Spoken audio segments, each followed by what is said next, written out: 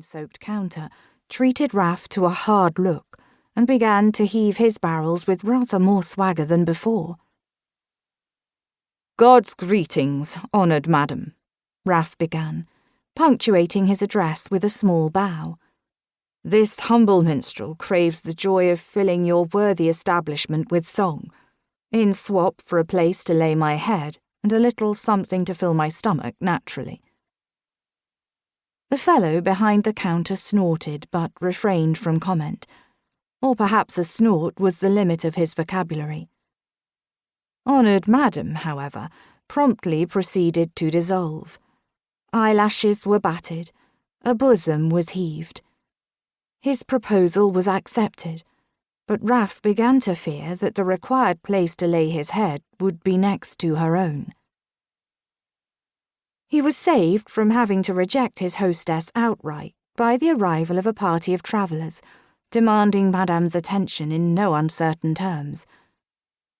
Raf was able to retire to a corner of the long, dim room that constituted the lower floor of the inn, ostensibly to tune up his lute, but more pertinently to survey the human contents of the tap-room.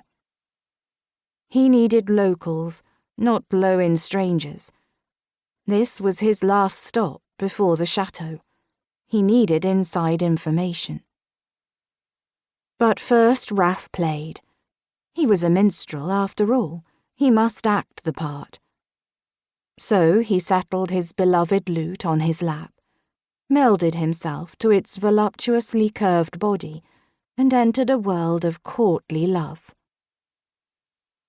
Canzos, the love songs of the troubadours, flowed from his fingers and lingered rich as honey on his tongue. Oh, Raf knew he was no virtuoso on the lute, not like that boy minstrel who had turned out to be a girl. She had employed the fingers of her right hand like individual plectrums upon the strings, coaxing a waterfall of sound in their wake. Rafeu was a mere twiddler by comparison.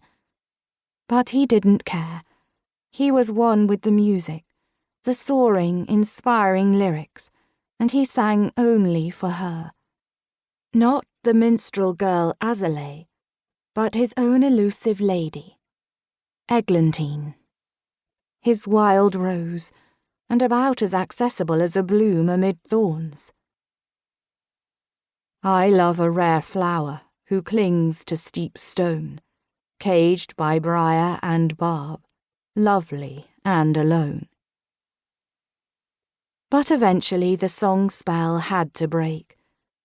His honoured hostess saw fit to break it by means of a full to overflowing beaker of wine and a similarly filled bodice.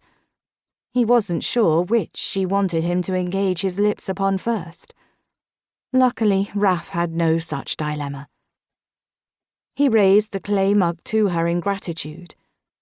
"My thanks, madam. My throat is in dire need of lubrication. That and no other part of my body. If you will permit, I will rest my fingers for a spell." The contents of the bodice rose and fell in his direct line of sight. Truly, it was rather hard to peer around that mountain range to the landscape of the tap-room that lay beyond, but Raf did his best. Perhaps her tired troubadour would like to withdraw to a quiet chamber for a period.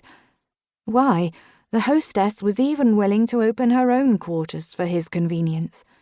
He could drink his wine there undisturbed, with only his dear hostess for company. Raf summoned up a charmingly apologetic smile. "My undying gratitude, madam. Forgive me, but I have a need to mingle. A minstrel deals in information as well as music, does he not? There can be no rest for this hard-used throat. I must gather what I may." The dreadful thought occurred that Madame would propose to soothe his throat by means of her own tongue, but she made do with running a wine-red finger down the column of his neck. His skin felt a mite sticky in the aftermath. Praise God, the exigencies of the tap-room dragged her away, and Raf was free to mingle as his heart desired, unaccompanied.